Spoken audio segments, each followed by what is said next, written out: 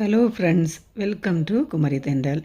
இன்றைக்கி நாம் என்ன பார்க்க போகிறோன்னா, ரொம்ப சூப்பராக பூண்டு குழம்பு எப்படி ரெடி பண்ணுறதுன்னு பார்க்க போகிறோம். வாங்க இது எப்படி ரெடி பண்ணுறதுன்னு பார்க்கலாம். இது ரெடி பண்ணுறதுக்கு ஒரு கடாயில் 1 ஸ்பூன் அளவுக்கு எண்ணெய் சேர்த்துக்கோங்க. எண்ணெய் வந்து நல்லெண்ணெய் இருந்துச்சுன்னா நல்லெண்ணெயை சேர்த்துக்கோங்க. சேர்த்துட்டு 10 மாதிரி சின்ன வெங்காயத்தை தோலை நீக்கிட்டு இந்த மாதிரி முழுசாகவே அதில் சேர்த்துக்கோங்க.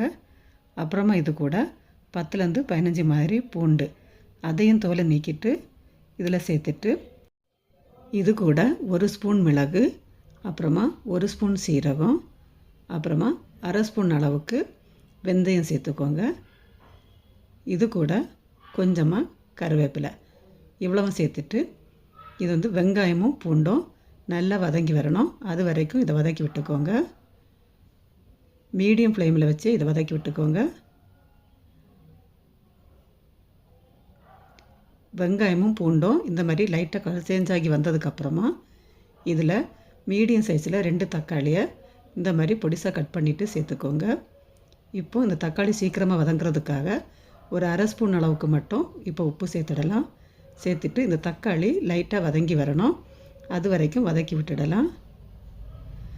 தக்காளி பொறுத்தவரை நல்லா குழஞ்சி வேக வேண்டாம். தக்காளி வெந்து வந்தாலே போதும்.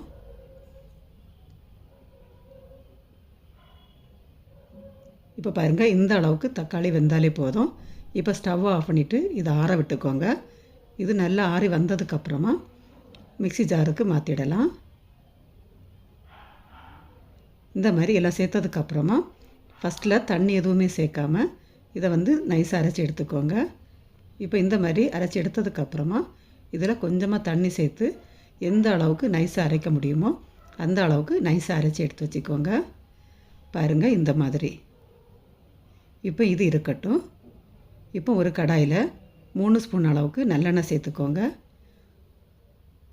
அப்புறமா இதில் 1 ஸ்பூன் அளவுக்கு கடுகு, அப்புறமா 1 ஸ்பூன் சீரகம், ஒரு 1/4 ஸ்பூன் அளவுக்கு மட்டும் வெந்தயம். வெந்தயம் வந்து ரொம்ப அதிகமாக இப்போ சேர்க்க வேண்டாம், கொஞ்சமாக சேர்த்தாலே போதும். சேர்த்துட்டு 2 காஞ்ச மிளகாவை இந்த மாதிரி சேர்த்ததுக்கப்புறமா கொஞ்சமாக கருவேப்பிலையும் சேர்த்துக்கோங்க. இப்போ இதில் நம்ம சேர்த்துட்ருக்கிற கடுகு, வெந்தயம், சீரகம் எல்லாம் நல்லா பொரிஞ்சு வரட்டும். இப்போ இதில் கொஞ்சமாக பெருங்காயத்தூள் சேர்த்துக்கோங்க. சேர்த்துட்டு இதை லைட்டாக வதக்கி விட்டுக்கோங்க.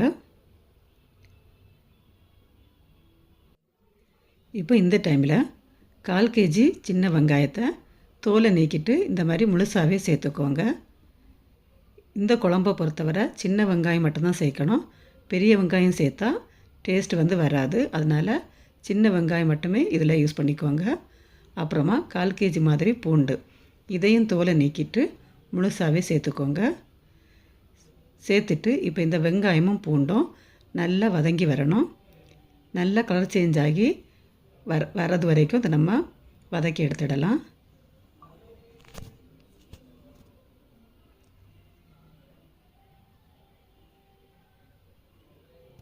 பாருங்கள், வெங்காயம் வந்து லைட்டாக கலர் சேஞ்ச் ஆகி வந்துட்டுருக்குது.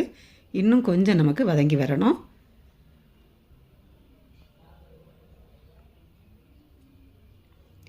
வெங்காயமும் பூண்டும் இந்த அளவுக்கு வதங்கி வந்ததுக்கப்புறமா இதில் நம்ம மசாலா சேர்க்கலாம். நான் வந்து 1/2 ஸ்பூன் அளவுக்கு மிளகாய்த்தூள் சேர்த்துட்ருக்கிறேன். உங்களோட காரத்தை பொறுத்து நீங்கள் மிளகாய்த்தூள் சேர்த்துக்கோங்க. அப்புறமா நான் கலருக்காக 1 ஸ்பூன் அளவுக்கு காஷ்மீரி மிளகாய்த்தூள் சேர்த்துட்ருக்கிறேன். அப்புறமா 2 ஸ்பூன் மல்லித்தூள் இவ்வளவும் சேர்த்துட்டு 1/4 ஸ்பூன் மாதிரி மஞ்சள் தூள் இதையும் சேர்த்துக்கோங்க. நீங்கள் வந்து மிளகாய்த்தூள் மல்லித்தூளுக்கு பதிலாக குழம்பு மிளகாய்த்தூள் இருந்துச்சுன்னா அந்த பவுடரை ஒரு 2 ஸ்பூன் சேர்த்துக்கோங்க, சரியாக இருக்கும்.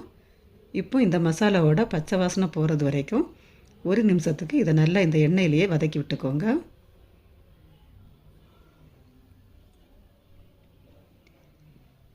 ஃப்ளேமை வந்து சிம்மில் வச்சுட்டு வதக்கி விட்டுக்கோங்க. நீங்கள் வந்து ஃப்ளேமை வந்து அதிகமாக வச்சிட்டிங்கன்னா மசாலா எல்லாம் தேஞ்சிடும். அப்புறமா வந்து குழம்பு வந்து கசக்கும். அதனால் சிம்மில் வச்சுட்டு இந்த மசாலாவை வதக்கி விட்டுக்கோங்க. இந்த அளவுக்கு நல்லா வதங்கி வந்ததுக்கப்புறமா நம்ம அரைச்சி எடுத்து வச்சிட்டு இருந்த மசாலாவை இதில் சேர்த்துடலாம். சேர்த்துட்டு இதில் 1/2 கப் அளவுக்கு மட்டும் தண்ணி சேர்த்து இதை இப்போ நல்லா கலந்து விட்டுக்கோங்க.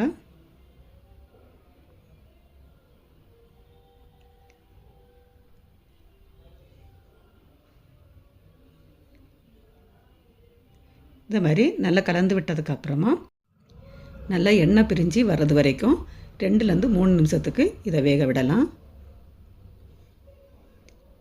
பாருங்கள், நல்லாவே எண்ணெய் பிரிஞ்சு வந்துட்டுருக்குது. இப்போ இந்த டைமில் ஒரு எலுமிச்சம்பழம் அளவு சைஸ் புளியை வந்து தண்ணியில் கரைச்சிட்டு அந்த தண்ணியை மட்டும் இப்போ இதில் சேர்த்துக்கோங்க. சேர்த்துட்டு இந்த கிரேவிக்கு எந்த அளவுக்கு உங்களுக்கு தண்ணி வேணுமோ அந்த அளவுக்கு தண்ணி சேர்த்துக்கோங்க. இந்த குழம்பை பொறுத்தவரை ரொம்ப அதிகமாக தண்ணி வேண்டாம், கொஞ்சம் செமி கிரேவியாக இருக்கிற மாதிரி இருந்தால் தான் நல்லா இருக்கும். அப்புறமா இப்போ இந்த குழம்புக்கு தேவையான உப்பு இதையும் சேர்த்துட்டு நல்லா இந்த மாதிரி கலந்து விட்டுக்கோங்க.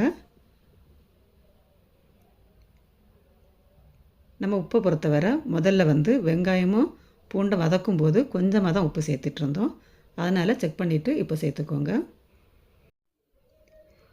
இப்போ இந்த மாதிரி நல்லா இதை கலந்து விட்டதுக்கப்புறமா இப்போ இதை கொதிக்க விட்டுக்கோங்க. இப்போ இதில் ஒரே ஒரு துண்டு வெல்லம் சேர்த்துக்கோங்க, இல்லைன்னா நாட்டு சர்க்கரை. இது உங்களுக்கு விருப்பம் இல்லைன்னா இந்த ஸ்டெப்பை வந்து நீங்கள் ஸ்கிப் பண்ணிக்கோங்க. பண்ணிவிட்டு இதை ஒரு வாட்டி இந்த மாதிரி நல்லா கலந்து விட்டதுக்கப்புறமா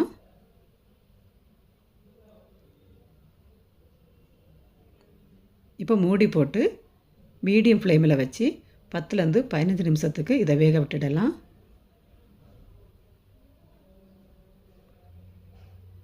இப்போ 15 நிமிஷம் ஆனதுக்கப்புறமா ஓப்பன் பண்ணி பார்க்கலாம்.